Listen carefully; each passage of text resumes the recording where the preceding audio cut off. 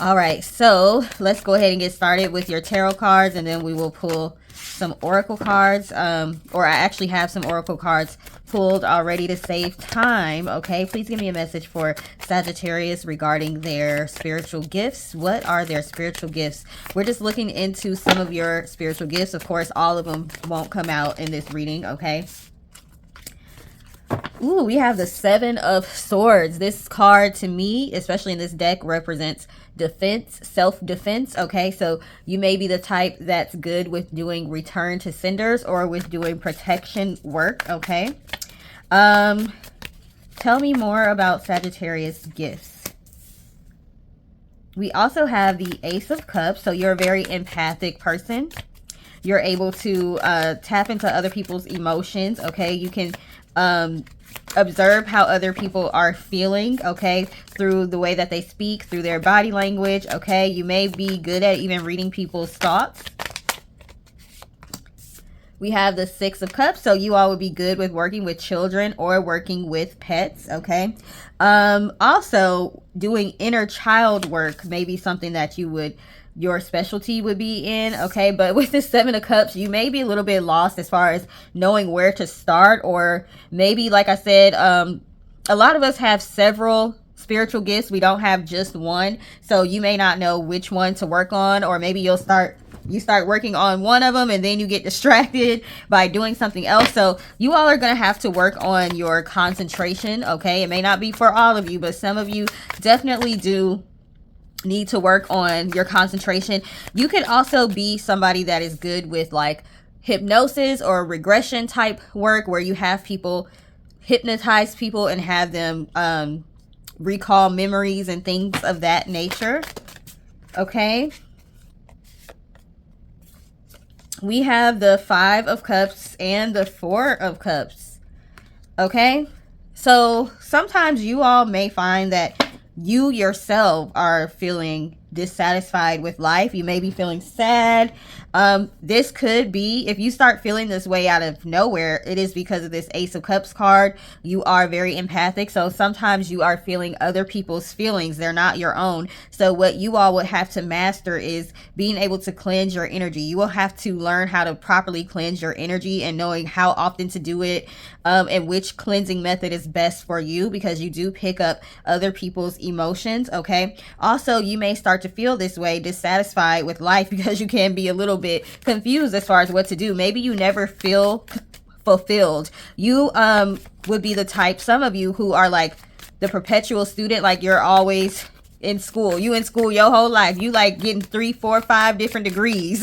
And it's like you keep getting degrees, or you keep learning new skills, but then moving on to learn another one instead of like sticking with that, or just using that skill for a while, like mastering that skill, kind of like a jack of all trades but master of none. And I'm not saying that that's how the saying goes, so I'm not trying to be like rude, but it's just like y'all are so curious, you kind of go from one thing to another.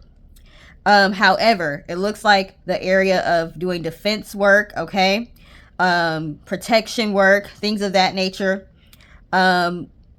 or like I said, being like a hypnotherapist, psychologist, counselor, life coach, something like that. Okay, we also have the King of Swords, so sometimes you might be a little bit blunt with the way that you speak to people, so your honesty is needed. You may have to be a little bit more eloquent sometimes. You may have to work on your approach, depending on, be able to read the client, whoever you're working with, to know what approach you need to take with them. But you are somebody that can get straight down to the point, and you're not afraid to tell people what they need to hear. Okay, and in order for people to truly heal, we have to know when to be empathetic, when to be sympathetic, when to be compassionate, and then we have to know when to be this King of Swords and tell people the truth. Okay,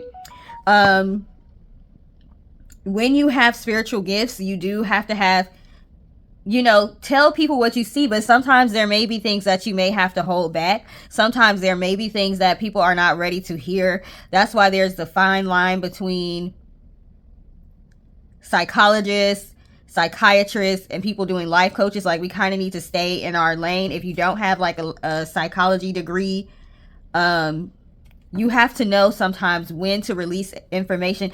Sometimes we get intuitive information that's too much for somebody to handle. So we may be instructed by our guides to not tell them everything. So a part of what you all are having to learn is what to say, when to say it, and how to say it. That was a long way of me basically trying to say that, okay? And yeah, then we had the High Priestess come out in reverse. That's just confirming what I said. The High Priestess is somebody that is very intuitive, but they hold a lot of secrets. So her coming out in reverse was like, yeah, there's some things that you don't tell people. You just need to keep it to yourself. So you're having to, that's why I said jack of all trades, master of none. Some of you are having to really master the art of doing intuitive work and knowing like how to articulate things to people and when to say things to people. Okay, so that way we don't end up having people having like psychotic breaks. Okay, you need to know when to tell people you might want to go see a psychologist. Okay, some of you might have your psychology degrees though. A lot of psychologists are starting to get into intuitive work and doing life coaching and things of that nature. So y'all could be licensed to do that. And then of course, you know what the ethics and the morality clauses are and all of that. Okay, we're spending too much time on that. So we also have the star card, so y'all can have Aquarius somewhere in your birth chart. I'm just going to turn this the right way because I like my cards to be the right way up. Right side up, okay? Some of y'all could have Aquarius somewhere in your birth chart, okay? You could be someone that helps people to find their life purpose, okay? You definitely are meant to be a guide of some sort, okay? I always look at, not always, but sometimes I look at the star card as a card of navigation, okay? Showing people the way. You may also be into astrology or astronomy, okay? Astrology is more so of the intuitive side of planets and stars and things like that, more of the philosophy. So yeah, y'all are known as philosophers, Sagittarius, so you could be into philosophy as well, okay?